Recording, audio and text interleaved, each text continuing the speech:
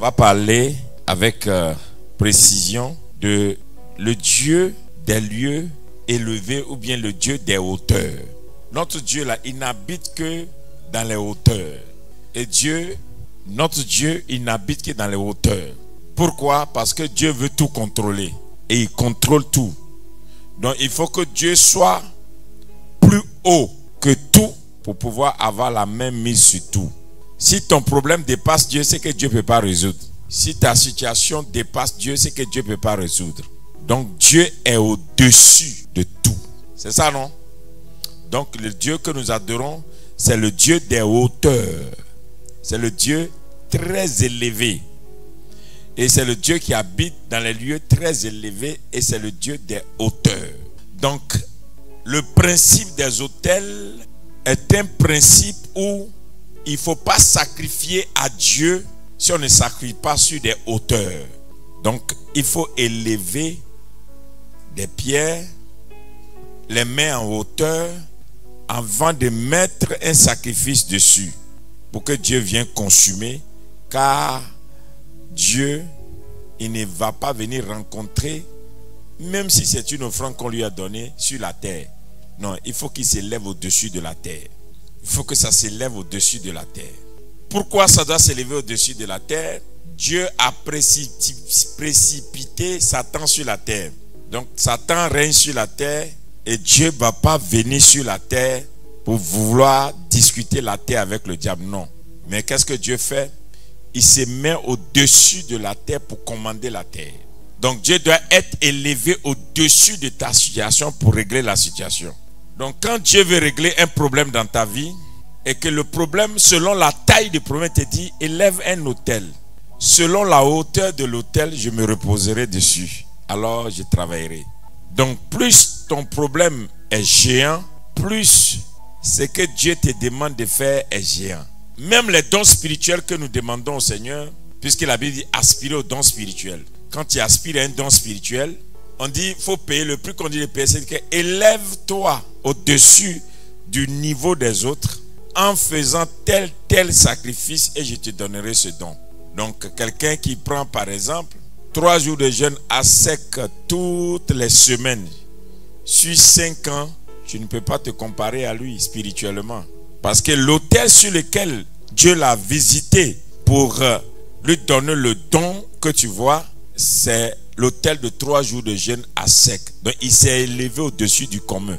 Il y a des gens, ils n'ont pas l'intuition spirituelle prophétique jusqu'à ce que Dieu même aille vers eux pour dire donne-moi ça.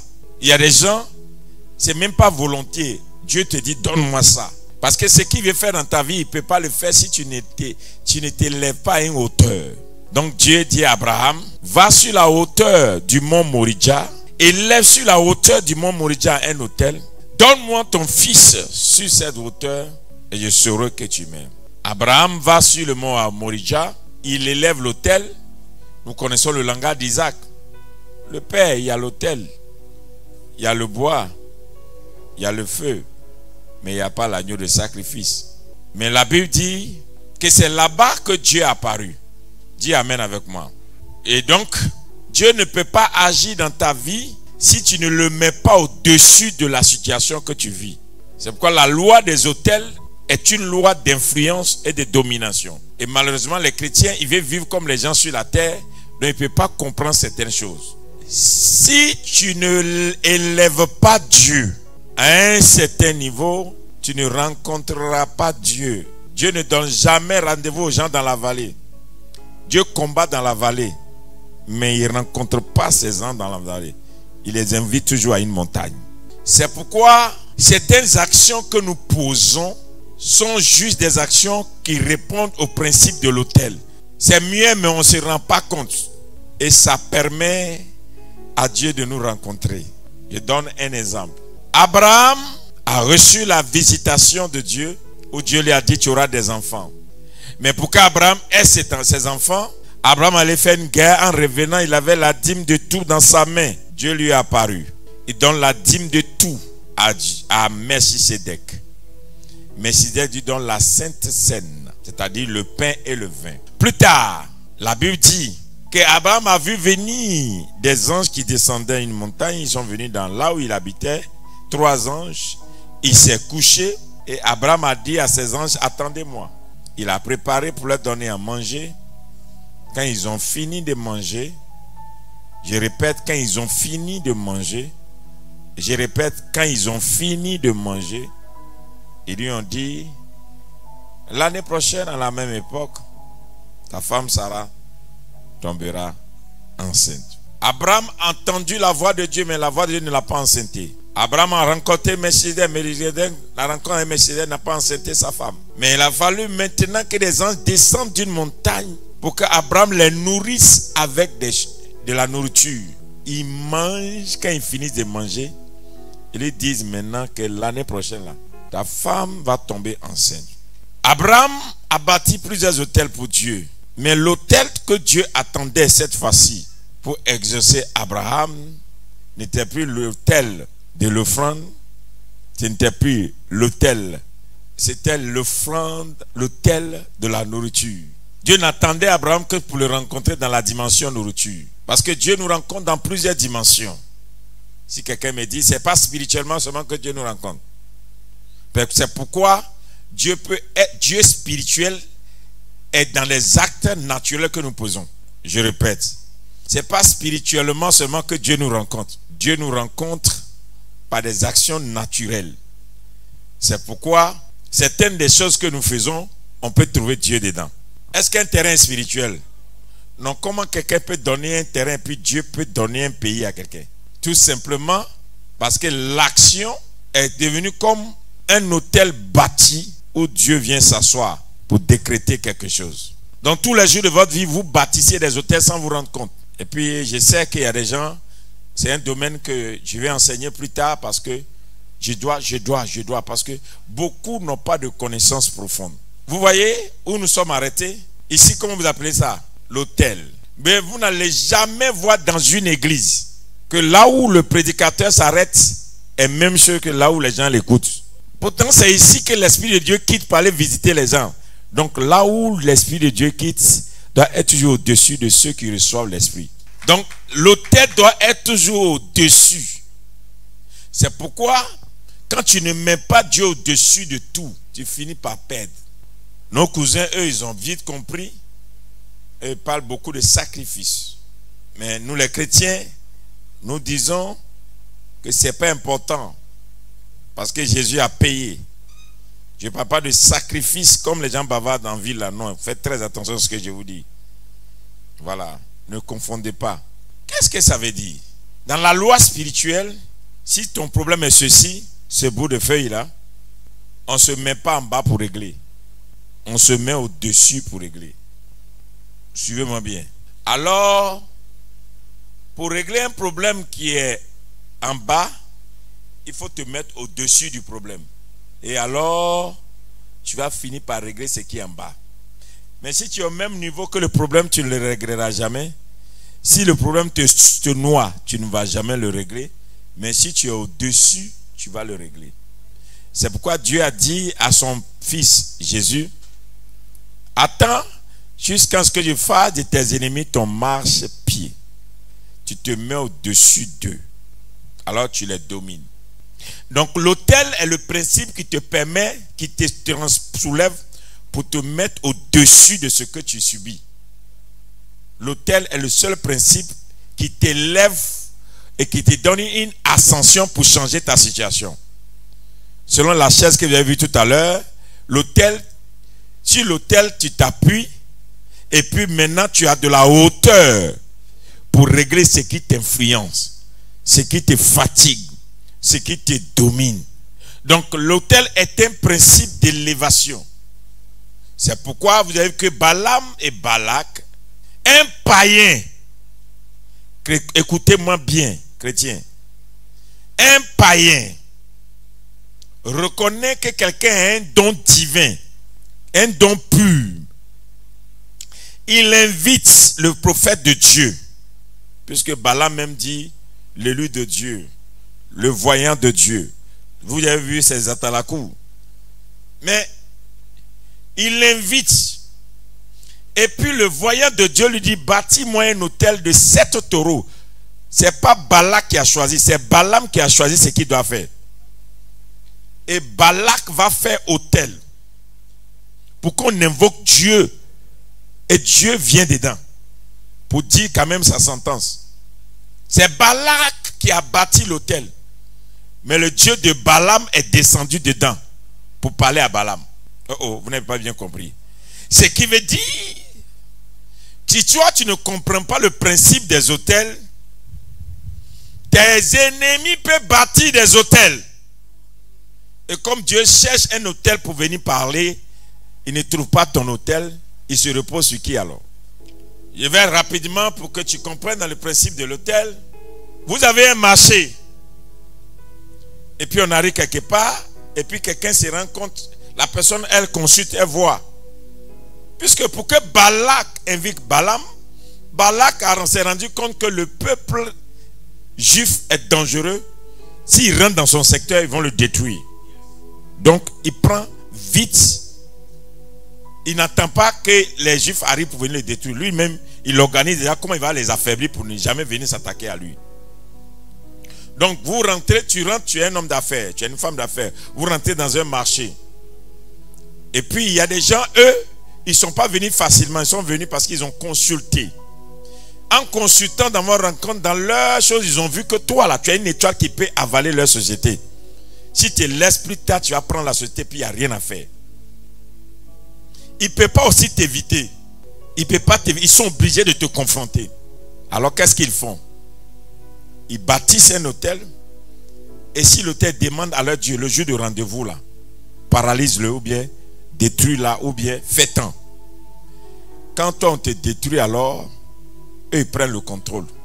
Ils peuvent ne pas te tuer, mais ils vont t'affaiblir. Maintenant eux ils prennent le contrôle de tout. Et tu vois un bon marché qui devait te rendre très riche est dans la main de l'adversaire. Tu vas dire seulement non, c'est que ce n'est pas ce que Dieu m'a réservé. Non, c'est que tu n'avais pas de connaissance. Car la Bible dit mon peuple périt par manque de connaissance. Comprenez très bien. On n'a pas dit par manque d'onction. On n'a pas dit par manque de prière. On n'a pas dit par manque de jeûne. On a dit par manque de connaissance. La connaissance, ce n'est pas le verset biblique seulement. La connaissance peut être une révélation divine. Donc ce que tu ne connais pas, je te dis, ça va te contrôler. Et comme toi, tu ne sais pas qu'on ne va pas à un certain rendez-vous, tout simplement parce qu'il y a un papier signé, tu allais à un rendez-vous, le rendez-vous était un rendez-vous où on allait finir avec toi. Quelqu'un me suit un peu? Amen. La loi des autels, c'est la loi des puissants. Et c'est la loi des prophètes. Je répète, j'insiste, ce n'est pas une loi qui est réservée aux autres. Il ne peut pas comprendre ça. Il faut être prophète pour comprendre ça. On te nomme à un poste. Tu prends le poste. Un mois après, tu ne comprends pas ce qui t'arrive. Et la personne que tu as pris dit, maintenant qu'on m'a nommé, viens travailler avec moi. C'est toi qui as eu tous les problèmes. Et finalement, on a pris la personne pour mettre à ta place. Tu peux accuser les gens de ta famille. Mais ce n'est pas ta famille. Mais la personne que tu as amenée là, son esprit, son envie, a dû poser des actions. Et plus tard, toi, tu t'es retrouvé en difficulté avec tes vrais patrons hiérarchiques. Et tes patrons l'ont regardé, ils l'ont pris pour mettre là. Tes patrons ne l'ont pas choisi, mais lui, il s'est fait choisir dans le monde spirituel et il s'est imposé à ses patrons. Et les patrons l'ont choisi. Donc, il y a des gens, ils sont à certains endroits-là. Ce n'est pas parce qu'on les a mis là. Dieu n'a même pas voulu. Ils ont compris la loi des autels et les autels ont parlé pour eux. Alléluia. Combien parmi vous, vous priez, Dieu, un jour je serai riche. Mais on ne t'a pas dit que le monde des richesses n'a rien à voir avec le monde des études. Il faut que l'argent te réponde oui d'abord. Avant que l'argent ne t'ouvre son monde. Parce que l'argent est un esprit. Mais s'il n'y a pas d'autel, il n'y a pas de manifestation. L'autel est le seul lieu où la divinité peut rencontrer l'humanité. C'est le seul endroit. Il n'y a pas un autre endroit. Dieu ne viendra pas dans une église s'il n'y a pas d'autel. Et la Bible nous dit que nous sommes des sacrifices vivants. Comment est-ce qu'on peut être un sacrifice vivant si on n'a pas d'autel pour déposer le sacrifice? C'est pourquoi, quand tu viens à l'église, on te bénit à l'autel. Tu te maries à l'autel. On présente le nouveau-né à l'autel. Tout ce qu'on fait, c'est à l'autel. Parce que c'est l'autel qui exauce. C'est biblique. Donc tout ce que tu veux faire dans ta vie, quand tu sens un combat terrible dans ta vie, va chercher à comprendre la loi des autels. C'est la seule loi qui peut renverser les entités, les dominations. Lisez Psaume 2, à partir du verset 2. Chapitre 2, nous lisons à partir du verset 2. Pourquoi les rois de la terre... Pourquoi les rois de la terre... Bon, on peut commencer verset 1, papa. Bon, si tu veux. Pourquoi ce tumulte parmi les nations? Pourquoi ce tumulte parmi les nations? Ces vaines pensées parmi les peuples. Oui. Pourquoi les rois de la terre se soulèvent-ils? Et les princes liguent-ils? Ils ont fait quoi? Se soulèvent-ils? Quand on dit un soulèvement, ça veut dire non? Non, c'est ce que vous comprenez. Non, c'est pas ça. Ah bon. Regarde-toi, je vais te montrer le principe de soulèvement. Vous trois, mettez là. Vous êtes tranquille. Mettez-la vous là, tranquille. Soulever quelque chose, c'est quoi? Prendre la chose de la terre à un niveau. C'est ça, non? Amen. Donc vous êtes là. Est-ce que vous avez un problème? Hein? Bon, quelqu'un est là et puis il fait des pratiques. Et puis il dit, je veux que ceux-là deviennent violents. Ils n'ont qu'à casser tout ce qui est là. Il bâtit un hôtel. Et puis l'hôtel dit, bon, je vais vers qui? Va vers les trois là. Mais ils n'ont qu'à frapper l'apôtre Christian. Quand l'hôtel est bien nourri, on envoie ça vers vous. Toi, commence à dire, mais apôtre même m'énerve. Et puis l'autre dit, mais moi-même, l'autre fois, allons-y, on calme. Et puis avancez. Alléluia. Et puis il se soulève contre lui. Allez-y. Allez-y. Oui. On dit donc, quand on dit un soulèvement là, c'est comme tu es assis quelque part tranquillement. Et puis une chose te prend. Et puis tu commences à te mettre dans un niveau où tu n'étais pas. À faire des choses que tu ne pensais pas faire. Ce qui a fait que le diable s'est soulevé contre Dieu, c'est un esprit de rébellion. Sinon, sans ça, Lucifer restait Lucifer. Jusqu'à ce que l'esprit rentre en lui. Tu comprends? Donc maintenant, on dit pourquoi les rois de la terre, oui, se soulèvent-ils? Oui. Et les princes liguent-ils avec eux? Donc, pourquoi les princes? Les princes, ils ne sont pas sur la terre. Les princes des airs, ils sont dans le deuxième ciel. Donc, il faut que les rois de la terre les rejoignent. Parce qu'ils ne peuvent pas faire ce travail seuls. Quand nos aïeux font les libations qu'ils font, là, ça ne va pas chez Dieu. Ça va chez les princes des airs. C'est les dieux de la terre. Donc, ceux qui pensent que ça va chez Dieu, non, ça reste là-bas, au deuxième niveau. C'est eux-là qui ont combattu Daniel quand il a jeûné. Ils ont arrêté Daniel. Donc c'est une entité forte. Alléluia. Et seul Michael peut les vaincre. C'est là aussi que se trouve la méconnaissance de la parole. Quand les gens disent, oh les anges, laissez les anges. Il y a des choses qu'aucun homme ne peut faire. Seul l'ange Michael peut faire. Tu ne peux pas. Peu importe l'onction de Dieu sur ta vie.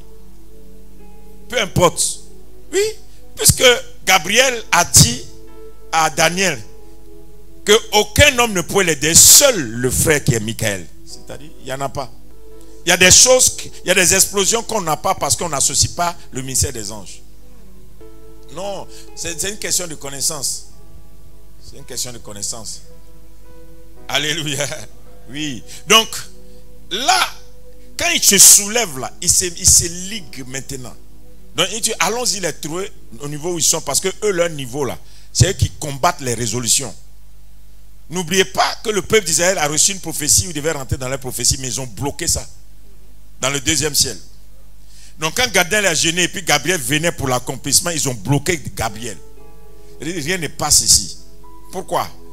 Parce que tout ce qui est faux hôtel qui est bâti nourrit les princes des airs. Et les princes des airs peuvent se liguer contre toi. Et puis il n'y a rien. Il travaille tellement que toi-même tu dis, bon, peut-être que ce n'est pas la volonté de Dieu. Parce que toi, il n'y a rien pour briser ton ciel. Quand on dit ciel ouvert là, ce n'est pas jeûne et prière. Ciel ouvert. Aïe. C'est quand le sacrifice est passé que le ciel s'ouvre. Écoutez-moi bien. Quand on a fait le sacrifice, quand Abel et Caïn, quand Caïn a tué Abel. C'est ça, non? Mais ce que l'erreur que Caïn a commis, c'est de laisser Abel fini son sacrifice. Abel avait déjà fait le sacrifice et le sacrifice est déjà monté au ciel. Et donc quand le sacrifice est monté au ciel, quand Abel l'a tué et quand Caïn a tué Abel, Dieu dit, j'ai entendu la voix du sang innocent de ton frère qui est monté jusqu'à moi. C'est passé par quoi? Par son sacrifice. La voix que Dieu a entendue là, c'est par le sacrifice. Donc partout où il y a un autel élevé, bâti, ça ouvre un ciel. Ou bien ça ferme un ciel. C'est le principe des autels. L'autel est fait soit pour ouvrir le ciel, soit pour fermer le ciel. On bâtit un autel pour te fermer un ciel, ou bien on bâtit pour ouvrir un ciel sur toi. C'est pourquoi la Bible dit que le jour où ils ont mis Jésus, ils ont crucifié Jésus, la première goutte de sang qui est tombée à terre, le ciel s'est fait quoi? Le ciel a fait quoi? Tiens, les gens là, ils disent pas Bible. Ok. Alléluia. Il y a eu des tonnerres et des éclairs. Le ciel s'est assombri. Il y a eu des tonnerres et des éclairs. C'est-à-dire que le ciel s'est déchiré. Et le voile aussi qui était dans le temple s'est déchiré. Pourquoi? Parce que le sacrifice était parfait. Le goutte de sang qui est tombé à terre a fait que le sacrifice est monté. Donc le ciel a répondu. C'est la voix de Dieu qui a grondé. Quand on l'a baptisé, il y a eu la voix de Dieu qui est venue comme une colombe. Quand la montagne de la transfiguration, il est venu comme une nuée. Mais quand on l'a crucifié, c'est venu comme des tonnerres et des éclairs. Ça a commandé maintenant au roi Perse, au roi du deuxième ciel. Ce que vous avez retenu pendant des années, vous devez le lâcher maintenant parce que le sacrifice est parfait. Et on n'a pas crucifié Jésus dans une maison. Ils ont crucifié Jésus à une hauteur, le lieu de crâne. Si vous arrivez à, vous qui partez en Israël, si vous arrivez là-bas, c'est le lieu le plus élevé, c'est ce que la Bible dit, de la ville. C'est là-bas qu'on l'a mis, sur le lieu de crâne. On ne l'a pas crucifié n'importe où, parce que Dieu ne prend pas l'offrande partout. Il faut que ça soit à une hauteur. Donc, tu ne peux pas donner plus d'importance à la médecine, à la science, aux hommes, plus que Dieu. Si tu veux que Dieu fasse quelque chose pour toi, mets-le au-dessus de la science. Ce que tu fais pour qu'une science te donne un résultat, fais plus que ça pour que Dieu te donne un résultat. Au lieu d'aller corrompre des gens, pour qu'ils disent, ils t'ouvrent une porte, pourquoi tu ne mets pas Dieu au-dessus des gens? Il y a une histoire qui m'est arrivée quand j'étais en 98, j'étais assis ici. Je ne sais pas où la dame là se trouve maintenant. En 98, 88, 98. Gethsémani. Oh, ceux qui ont vécu Gethsémani. La dame, elle est arrivée, elle était étudiante, elle venait d'avoir son examen et puis elle passait un texte. Elle allait pour travailler, puis les gens lui ont dit, il faut donner tel montant. Et puis elle est venue me voir, elle dit, je veux te voir. Elle m'a demandé de payer tant. J'ai dit à la personne que je ne vais pas payer. Au lieu de te donner, toi, homme, tu as mangé. Si Dieu ne peut pas m'ouvrir cette porte, ça n'a qu'à rester. Donc, le montant exact que la personne a demandé, elle a pris pour envoyer me trouver à la CDC. En ce moment, nous aussi, on mangeait, jeûne et prière. Oh mon Dieu. Oui. Tu connais ma grande soeur Brigitte, non? C'est la femme de son petit frère. En ce moment, il n'était même pas marié. Donc, quand elle l'a envoyé, j'ai dit, non seulement, là, c'est pas moi qui tu as donné, mais tu as osé. Dieu va te prouver qu'il est Dieu. Non seulement tu auras le travail, mais tu auras mariage, tu auras enfant. Elle a eu les trois. Travail, on lui a donné. C'est-à-dire, nous sommes chrétiens, mais on ne met pas Dieu au-dessus de nos problèmes. On cherche que Dieu résolve nos problèmes à notre niveau. Et quand on veut marcher avec Dieu, on marche avec Dieu comme le Dieu de la récompense. Dieu, notre Dieu là, lui, c'est quand il finit qu'on le récompense. On ne le met pas en activité. Oh. Non, je reprends. Le Dieu des chrétiens là, c'est le Dieu qui attend toujours qu'on vienne lui dire merci. Mais ce n'est pas le Dieu qu'on invoque. C'est-à-dire, aucun chrétien ne peut s'élever pour dire ça là. Je vais faire ça, je vais demander à Dieu, il va me donner ça. Non. Si Dieu me bénit, je fais. S'il me donne, si. Mais il n'y a pas un chrétien qui dit, je crois que je vais faire ça. Et puis Dieu va m'exaucer. Écoutez, allez-y dans le monde. Comment est-ce que Quelqu'un peut faire, quand vous critiquez les gens, c'est même pas pourquoi les gens critiquent les autres religions. C'est même, oui, c'est l'immaturité qui fait ça. Qui t'a empêché? Si les autres, ils enterrent canard, ils enterrent bœuf, ils enterrent... Toi, qui t'a empêché de savoir quelque chose dans ta religion? C'est toi qui n'as pas de connaissance. Si chez eux c'est permis, qu'est-ce qui est permis chez toi? Oh, quelqu'un n'a pas en train de comprendre. Donc, tout simplement que eux, ils osent, ils savent que je vais faire ça, et puis je vais avoir ça. Et puis il y a des gens, même des fois, tu lui dis non, c'est pas bon. Il dit, mais qu'est-ce que je peux faire malgré que, et puis je vais l'avoir. Et puis il te dit, va faire ça. C'est-à-dire, il y a des points qui sont dans la chrétienté que Dieu ne te montrera pas si tu n'es pas audacieux. Tu comprends, non? Ton Dieu là, il ne mange pas que merci. Des fois là, il faut t'arrêter et dire, mais je veux ça. Je vais voir le Dieu des autels. C'est pourquoi Dieu dit, je suis le Dieu d'Abraham, le Dieu d'Isaac et le Dieu de Jacob. Parce que c'est les gens qui ont su l'élever. Ils ont su l'adorer. Eux là, ils ont su comment l'appeler. Parce que les trois là, ce sont des bâtisseurs d'autels. Quand on dit allons à Jérusalem là, ça veut dire que allons au lieu élevé. Ceux qui partent en Jérusalem, c'est vous qui partez en Israël. Moi je ne vais pas partir. Oui, parce que le Saint-Esprit m'a dit une année, ne va pas maintenant, attends. Si tu vas, tu vas perdre ta foi. Parce que beaucoup de chrétiens pensent qu'une fois que tu vas en Israël, tu reviens, ta vie va changer. Où est Jésus alors? C'est historique, il faut aller voir ce qui se passe et puis tu reviens ici. Et puis en plus, en dehors de ça, il y a des fondements spirituels. Si tu ne connais pas, c'est visite cadeau. Il y a des choses là-bas que tu peux faire, ça peut te rapporter, mais tu ne connais pas.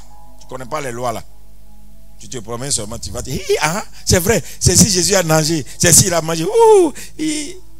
Non, il faut savoir, qu'est-ce qu'on fait avec ça? Ou bien, quand Salomon a prié, tu dis que ce temple qu'il a bâti, quiconque viendra par l'est qui va prier, que Dieu exauce la personne là. Salomon a ouvert la prière. Il n'a pas fermé ça. C'est-à-dire, il n'a pas dit seulement au peuple juif. Il dit quiconque. Deux, quand il a fait la prière, il n'a pas dit, il dit pour tout le temps. Ce qui fait que jusqu'aujourd'hui, les gens vont encore là-bas, ils prient, Dieu les exauce. Parce que c'est ouvert. Quand toi tu prends, je connais beaucoup de nos gens ici, ils récitent le verset. Oh, vous là, faites attention. Non, non, non. Quand ils vont là, ils prennent leur tête, ils cognent le mur là, boum, boum, ils reviennent nous trouver ici. Mieux que tu prends ta tête pour aller cogner, c'est un hôtel. Mur de lamentation, c'est un hôtel. Oh, oh, oh. Aïe. Tous les sujets que tu mets là-bas, dès que tu finis de mettre là, il y a un groupe qui vient balayer pour brûler. Ça ne reste pas. Beaucoup même de ceux qui font nettoyer, ils ne croient pas. C'est-à-dire, il y a un hôtel peut être chez toi, tu peux ne pas croire à sa puissance. C'est celui à qui Dieu l'a révélé que ça se manifeste avec. Donc, vous pouvez dormir avec des hôtels puissants. Je suis venu te dire ce soir qu'il y a quelque chose que Dieu peut faire dans ta vie. Il faut que tu comprennes dès aujourd'hui que qu'est-ce que je fais pour élever Dieu? Qu'est-ce que je fais pour que Dieu soit au-dessus de la situation? Je fais quoi? Il ne faut pas dire à Dieu, si tu fais, je ferai. Non. Il faut dire à Dieu. Il y a des gens là, ils n'étaient rien jusqu'à ce qu'ils soient allés trouver Dieu. Et puis il dit à Dieu, moi, j'ai décidé de faire telle chose. Hein. Si tu as osé, tu as fait ça dans ma vie, tu verras. Et puis les gens commencent à devenir. Et puis tu commences à voir leur situation changer. Tout simplement parce que ça, tu ne peux pas comprendre. Cette personne-là vient d'élever un hôtel spirituel sans se rendre compte. L'hôtel n'est plus physique, c'est spirituel. La personne vient de dire quelque chose qui a intéressé Dieu. Et Dieu est venu s'asseoir dedans. Le Dieu que nous servons, c'est le Dieu des principes des hôtels. Si Dieu n'est pas au-dessus de ta situation, il ne peut pas régler la situation. Gloire à Dieu. Oui. Dans les lieux très hauts. Oui. Et paix sur la terre. Oui. Parmi les hommes qu'il agrée. Dieu, gloire à quoi? À Dieu. Où ça? Dans les lieux très hauts. Donc, gloire à Dieu. Est-ce que c'est sur la terre? Non. Gloire à Dieu dans les lieux très... Donc, la gloire de Dieu n'est que dans les lieux très hauts. Il n'y a pas gloire à Dieu. Il y a gloire à Dieu dans les lieux très hauts. Comprends terre à terre. Il ne faut pas trop réfléchir quand Dieu parle. Gloire à Dieu dans les lieux très hauts. Tu as compris? C'est-à-dire, si tu veux rentrer à gloire à Dieu, là, va rencontrer Dieu dans les lieux très hauts. Maintenant, il dit quoi? Et paix sur la terre. Maintenant, quand Dieu descend sur la terre, il est le Dieu de paix. Oui. parmi les hommes qu'il a créés. Donc tu ne peux pas chercher la gloire de Dieu si tu ne lèves pas Dieu au-dessus. Ici, il est très haut. Je le mets très haut. Quand je fais quelque chose pour Dieu, je fais ça très bien. Très haut. Où je mets Dieu, c'est là que Dieu me met. Alléluia. C'est pourquoi le faux se précipite pour vous dépouiller. Parce que le faux sait que si tu comprends les principes, avec ce que tu as dans ta main, tu vas déclencher un mouvement grave. Donc l'ennemi, les gens qui veulent te détruire là, on t'envoie les fausses personnes, ça te dépouille. Au moment où tu as la révélation, tu n'as plus ce qu'il faut. Oh. Oui. C'est-à-dire, il y a des gens, peut-être ce que j'étais en train de te prêcher ce soir là, si tu avais écouté ça il y a 10 ans, 15 ans, on ne pouvait pas t'attraper. Mais maintenant que tu as dilapidé tout ce qu'il y a dans la main, c'est là que tu as la révélation. Tu fais comment? Alléluia. Malheureusement. Et le faux, il est toujours pressé. Allons-y encore. Luc 19, verset 38. Le verset 38. Il disait, oui, béni soit le roi qui vient au nom du Seigneur. oui, Paix dans le ciel et la gloire dans les lieux très hauts. la gloire, paix où? Paix dans le ciel, Oui, et la gloire dans les lieux très hauts. la gloire est où? Dans les lieux très hauts. La gloire est où? Dans les lieux très hauts. La gloire est où? Dans les lieux très hauts. Donc quand il dit Seigneur, fais-moi voir ta gloire. Seigneur, fais-moi voir ta gloire. Ta gloire en haut. Le Seigneur aussi dit, fais en sorte que tu me vois. C'est ce qu'Élie a dit à Élisée. Ce que tu demandes est difficile et compliqué, mais si tu me vois, ça tombera sur toi. Ça dépend de comment tu vois Dieu. Si tu vois Dieu plus grand que ce que tu vis, Dieu descendra. Si tu penses que faire telle chose pour Dieu n'est rien, tu vas voir comment Dieu va descendre dans ta vie. Oui. Il y a des gens qui ne savent pas qu'il y a des dons spirituels là, tu n'as pas gêné, mais ça tombe sur toi. Tout simplement parce que Dieu voit combien de fois tu es en activité et ce que tu es capable de faire avec le peu de dons que tu as dit non. Je lui affecte des dons. Parce qu'il a besoin de ça pour avancer. Parce que avec le peu qu'il a, regardé ce qu'il fait ou bien ce qu'elle fait. L'autel peut ne plus être physique, ça peut être spirituel. C'est-à-dire que tu es là dans ton esprit, tu dis, je monterai pour l'éternel. Pas je monterai pour moi-même. Je monterai. Ma maison montera. Mes affaires monteront. Et je monterai pour l'éternel. Et à telle enseigne que tu es en train de monter, Dieu dit, ouais, je suis dans cette histoire. C'est comme quelqu'un à qui on a décrété que tu vas mourir. Oh, le Dieu que nous servons, c'est un Dieu d'autel. Hein? On dit que tu vas mourir. Fais tes bagages, dans 3 jours, tu vas mourir. Et puis tu vas te dire, Dieu, si tu me laisses vivant encore, le travail que j'ai fait là, toi-même tu vois l'intérêt. J'emploie 3000 personnes. Je vais laisser ça, j'allais prêcher, j'allais te prêcher. Et puis, travail là, tous mes emplois, je vais les dire. Ceux qui ne veulent pas être chrétiens, n'a qu'à quitter. Et puis, tout mon tour, je mets Jésus-Christ partout sur le mur. À la minute, la personne ressuscite. La personne ressuscite. Parce que tu viens d'élever Dieu. Tu viens de mettre Dieu à un niveau où. Non. Alléluia. Oui. Anne n'avait pas compris ça. Elle priait, jeûnait, par terre, voix. Mais le jour où Anne a compris ça, Anne allait se mettre sur le rocher. Elle dit, Dieu, donne-moi un enfant garçon, et puis je te le donne. En même temps, son mari l'a connu. Le même mari qui faisait depuis, il n'y avait pas d'enfant, il va, elle tombe enceinte. Et pas de n'importe qui, Samuel. Ce qui veut dire que Dieu attend des fois que ton langage soit un langage d'autel. Et Anne a pris l'enfant pour aller déposer à l'autel. Et Dieu lui a donné d'autres enfants dont on n'a jamais parlé. Si ton problème perdu jusqu'à aujourd'hui, c'est que tu n'as pas ce langage spirituel. Hier, je vous ai prêché l'amour. Il faut aimer Dieu pour faire certaines choses avec Dieu. Dans ces derniers temps, les gens n'ont plus de langage d'autel parce que l'amour de Dieu n'est plus dans notre cœur. On vient chez Dieu parce qu'on a besoin de quelque chose. On ne vient pas chez Dieu parce qu'on l'aime. Dieu peut te mettre au-dessus de toute ta famille, de toute ta génération. Dieu peut t'élever d'une manière où tu ne peux pas imaginer. Mais la question, où tu as mis Dieu? Tellement Satan sait que c'est dans les hauteurs que Dieu habite, il n'a pas tenté Jésus dans le temple. Il a tenté Jésus sur le toit de l'église. Et c'est là qu'il lui fait la promesse. Si tu m'adores, ou bien, saute, tout ça là. Il l'a amené là-bas. On dit, la Bible dit que Satan amena Jésus. Des fois, quand tu lis la Bible, là, tu n'es pas fort dans la tête et tu es mélangé. Hein? Non, Satan, il a eu le courage d'amener Jésus pour aller le tenter. Les lieux élevés sont réservés aux dieux élevés. C'est pourquoi, bon, je ne sais pas où chez vous, vous avez beaucoup des parents qui ont fait beaucoup de pratiques. Le Dieu de la forêt ne peut rien devant le Dieu des montagnes. Si vous avez un peuple qui adore dans les montagnes, les gens qui sont dans la forêt, ils ne peuvent pas les égaler. Parce que le Dieu des montagnes, c'est terrible. C'est pourquoi même quand des prières qu'on fait là, si quelqu'un va mettre quand des prières sur une colline, dans une hauteur, la présence de Dieu là-bas est différente des camps de prière dans la ville. C'est des hauteurs. Le Dieu que nous servons, c'est le Dieu des hauteurs. Oh, les gens ne comprennent pas. Hein?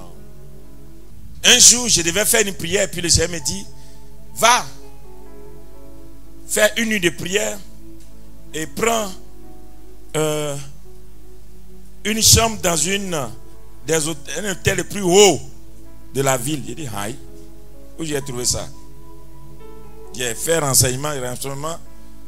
On m'a raconté des histoires jusqu'à... Et puis, j'ai trouvé quand je suis allé, j'étais un jeune sec. Quand j'arrive, Dieu me dit, marche. Je marche. Et puis il me dit, maintenant je vais me révéler. Il dit, mais Seigneur, quand j'étais au temple, tu ne peux pas te révéler à moi. Il a dit, je parle au roi, je ne parle pas au pasteur. Et puis j'ai dit, mais qu'est-ce que ça veut dire? Il m'a dit, regarde-moi bien. Qu'est-ce qui s'est passé avec David? J'ai dit, oui, David était sur le toit de sa maison le soir et il méditait. Tous les soirs, David se promène sur le toit de sa maison. Et c'est là que Dieu le rencontre. Quand je suis allé, il m'a parlé, j'ai noté. Je suis descendu. J'ai compris une chose. L'histoire de... comment tu es? Celui qui est monté sur le sycomore là. Zachée, qui est monté sur le sycomore. Nous on prend pour chanter, mais on n'a pas la révélation. Qu'est-ce que Jésus a dit à Zachée? À toi de... Et de faire quoi? Car le salut... Mais écoutez-moi bien. Jésus là, quand tu marches là, qui soulève, ça sert pour regarder un arbre. Quand on marche comme ça. Ou bien, un arbre, si quelqu'un suit un arbre, il regarde sur ta tête. Mais pourquoi Jésus l'a regardé? Toute personne qui a une hauteur a une pesanteur sur toi. Si Jésus a senti qu'il y a une femme qui l'a touché, c'est qu'il peut sentir qu'il y a quelqu'un qui est au-dessus de lui. Et personne ne peut se mettre au-dessus de Jésus. Il dit, pesanteur, descends. Je suis le sommet. Il ne peut pas avoir deux sommets quand je passe. Mais comme tu as eu la révélation, je rentre chez toi. C'est-à-dire qu'il y a des saluts qui rentrent chez toi tout simplement parce que tu as une révélation. La Bible dit, il y a une femme qui a remarqué qu'il y a un prophète authentique dans la ville. Si on pouvait voir ces gens de femmes encore dans ces derniers temps. Elle va dire à son mari, il y a un monsieur là, c'est un saint homme. Amenons-le chez nous. Ils sont allés faire une chambre au-dessus de leur maison. Ils ont mis la table et puis ils sont restés là-bas. Et puis c'est là qu'ils ont donné au monsieur. Eux-mêmes ils ont dormi en bas. La Bible dit que quand le prophète Élisée est descendu, il dit, qu'est-ce qui manque dans cette maison? Et Géhazi lui dit, il n'y a pas de bébé. Il a dit, c'est tout? Ok. L'année prochaine, vous allez faire l'enfant. Et la Bible dit que cela arriva. Mais quand il lit cette histoire, d'habitude l'homme de Dieu passe là. Il a déjà rencontré la femme. Mais l'onction ne peut pas travailler. Parce que le problème qui est dans cette famille est crucial. Il faut que l'onction soit en hauteur de sa famille pour descendre dans la maison. Donc quand ils ont mis l'homme de Dieu au-dessus des réalités de la famille, l'onction de l'homme de Dieu est descendue dans leur vie et a réparé le tort. C'est pourquoi il y a des gens qui sont futés là, ils ramassent la grâce cadeau. Vous êtes là, vous les regardez. Non, c'est le monde spirituel là. Laissez vos histoires de chrétienté là. Le monde spirituel est puissant. Le monde spirituel est puissant. Moi, toute ma vie, je n'ai cherché que la puissance, la puissance, la puissance. C'est ce qui a fait même que je n'ai pas eu le temps pour mes églises. J'ai pris mon temps, puissance, comprendre comment ce Dieu tout-puissant fonctionne. Le Dieu que nous servons, c'est le Dieu des montagnes, c'est le Dieu des hauteurs. Il ne joue pas avec ça. Il ne joue pas avec ça. C'est le Dieu des hauteurs. Si tu es dans les hauteurs et tu as l'habitude des hauteurs, tu vas rencontrer Jéhovah là-bas. Abraham a rencontré Dieu sur une montagne. Jésus, c'est la montagne de la transfiguration que Dieu a dit, voici mon fils bien-aimé, en qui j'ai mis toute mon affection. Moïse a rencontré Dieu au mont Sinaï. Jésus s'est élevé sur le mont des Oliviers plutôt. C'est à Golgotha, sur le mont de Golgotha qu'on l'a crucifié. Qui est avec moi? Alléluia. La loi a été donnée à Moïse sur une montagne. Pas dans un champ. Et Dieu choisit une ville stratégique pour donner à son peuple qui est lui dit, vous devez habiter au milieu des montagnes. Oh, j'espère que vous le savez bien. Psaume 78, verset 68 dit quoi? Psaume 78, verset 68. Il préféra la tribu de Juda, la montagne de Sion, mais qu'il aimait. Dieu aimait la montagne de Sion. Zion. La montagne de Sion, c'est là que Dieu s'est érigé en Israël. Maintenant, Psaume 125, verset 1. Lis ça vite. Où Dieu met son peuple élu. Où Dieu établit son règne. À Jérusalem. Oui, vas-y. Psaume 125, verset 1. Oui. Ceux qui se confient en l'Éternel. Ceux qui se confient en l'Éternel sont comme la montagne de Sion. Sont comme la montagne de Sion. C'est-à-dire qu'une fois que quelqu'un met sa confiance en Dieu, il devient une montagne. C'est-à-dire que quand tu mets ta confiance en Dieu pour que Dieu te visite, il te transforme en montagne pour le rencontrer. Sont comme la montagne de Sion, oui. Elle ne chancelle point. Elle ne chancelle point. Elle est affermie pour toujours. Vas-y. Des montagnes entourent Jérusalem. On dit quoi? Des montagnes entourent Jérusalem. Oui. Et si l'Éternel entoure son peuple. On dit les montagnes entourent Jérusalem. C'est ainsi que l'Éternel entoure son peuple. Donc, on dit quoi? C'est le fait qu'il y ait des montagnes autour de Jérusalem qui a renforcé la sécurité où Dieu est toujours présent. Puisque Dieu, il est le Dieu des montagnes. Donc chaque fois que Dieu veut faire qu'il dit, va sur telle montagne, tu vas me trouver. Va sur telle montagne. Quand Moïse dit à Dieu, fais-moi voir ta gloire, Dieu dit, monte un peu. Va sur la montagne là, tu vas voir. Tu vas voir mon dos passer. Je te mets dans le creux de ma main. C'est-à-dire, le Dieu que nous servons, il est le Dieu des montagnes. Et pourquoi il est le Dieu des montagnes? Parce qu'il est le Dieu des hôtels. Il n'y a pas un rendez-vous divin dans ta vie qui ne peut pas être programmé par un hôtel. C'est pourquoi les gens du monde, ils ont compris ça vite. Au moment où on bavarde, l'hôtel nous contrôle. Écoutez, vous voyez cette église ici? Ce n'est pas une salle. Ce qui est ici là, c'est un hôtel. Ça alimente tout. C'est pourquoi les chrétiens, le diable vous combat pour ne pas construire d'église. Une église vivante dans un quartier, c'est un hôtel vivant. C'est pourquoi Dieu ne permet pas à tout le monde de mettre la main dans sa construction. Dieu ne prend pas tout argent. Parce que Dieu, quand il bâtit son œuvre, il bâtit un hôtel. Et l'hôtel doit parler. C'est pourquoi vous allez voir, avant que les nations ne deviennent puissantes, Dieu commence à ériger des grandes églises. Vous voyez, des grandes églises s'élèvent. Des églises de 5 000, 10 000, 15 000, 12 000. Des églises sont élevées. Ça transforme les villes. Écoutez-moi bien.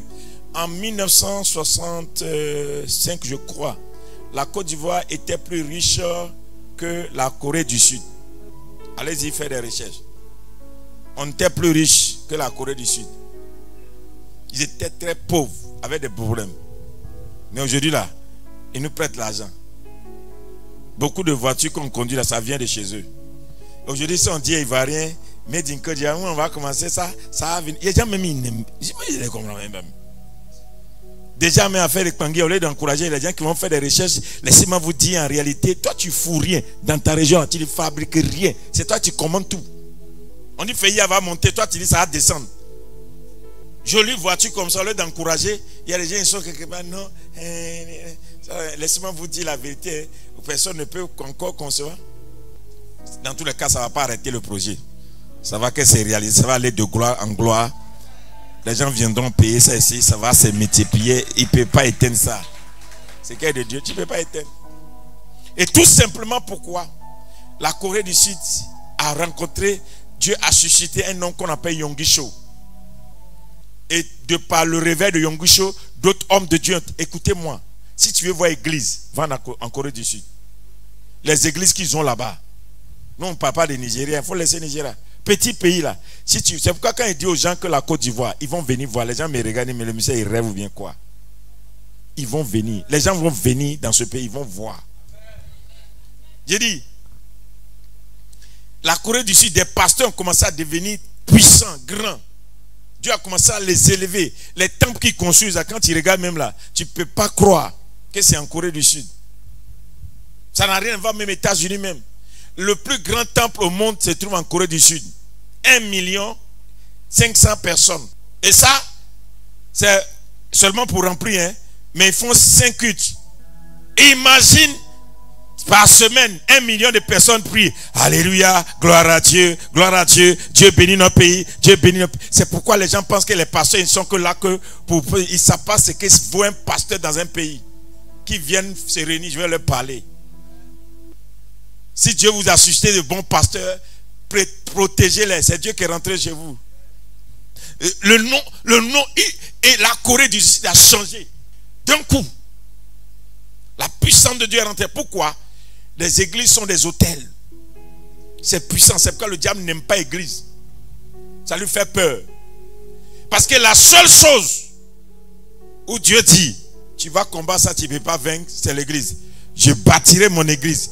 Et les séjours de mort ne proviendront point contre elle. Donc, Satan sait qu'il ne peut pas combattre l'église. Donc, ce qu'il peut faire, c'est d'empêcher sa réalisation. C'est pourquoi il est difficile pour les hommes de Dieu véritables de bâtir. Ceux que Dieu a oint d'une manière extraordinaire, l'ennemi a peur. Déjà, tu as l'onction. Si tu bâtis, c'est grave. Ton hôtel aura trop la vie. Et c'est pourquoi, quand on confie l'église à quelqu'un, je demande souvent à mes enfants, mes pasteurs, disent, l'église, on ne prend pas pour taper sa poitrine.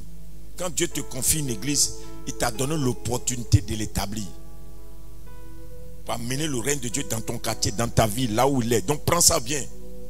Prends ça bien. Et Dieu ne va pas jouer avec ça. Non, maintenant pose-toi la question. Tu ne sais pas que toi-même dans ta maison, j'ai fini maintenant. Si tu prends, même si c'est un couloir, bon, je n'ai pas même de couloir. Tu supprimes ta cuisine.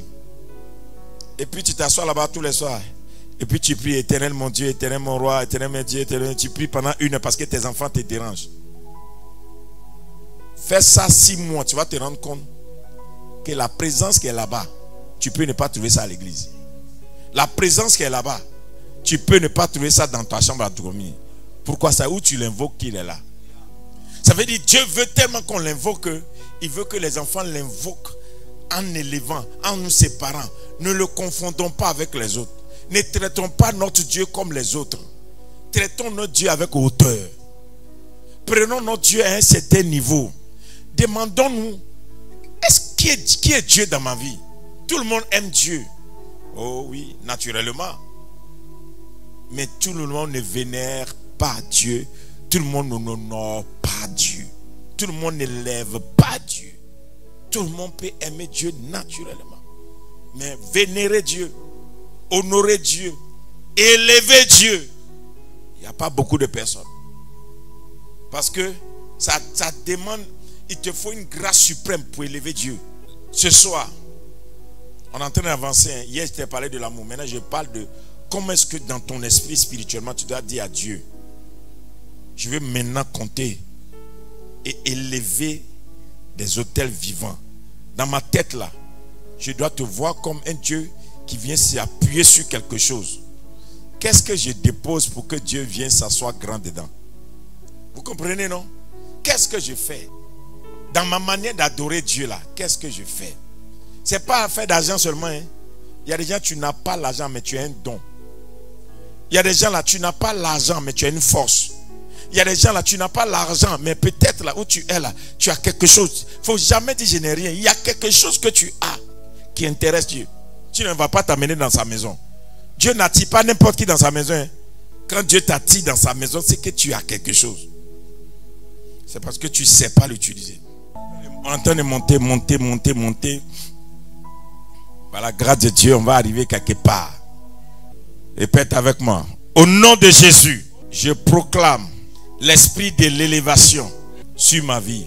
À partir d'aujourd'hui, mon adoration est élevée au-dessus de mes besoins, au-dessus de mes soucis, de mes douleurs, de mes problèmes. J'adore Dieu dans l'élévation. Jésus-Christ, tel tu étais élevé au-dessus de tous les noms, je déclare en ce jour que l'élévation est désormais mon langage. Tu es élevé, tu seras élevé d'éternité en éternité par mon adoration. Je m'engage à être un témoin du langage de l'élévation. Je m'engage à devenir un témoin vivant de l'élévation.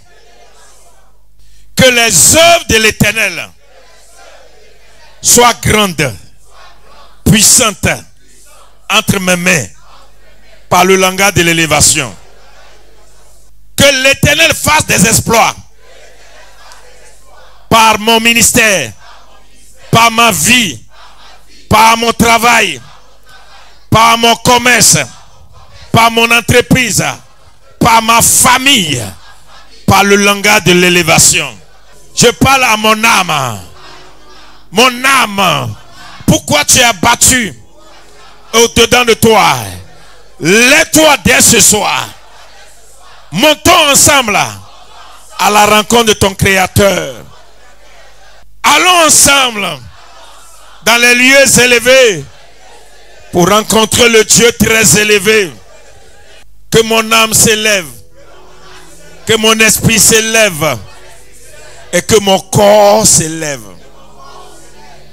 Je déclare au nom de Jésus, je vis l'élévation dans tous les compartiments de ma vie. Que le pouvoir me transmette ce soir le pouvoir de l'élévation. Désormais, je marche dans le pouvoir de l'élévation. Amen.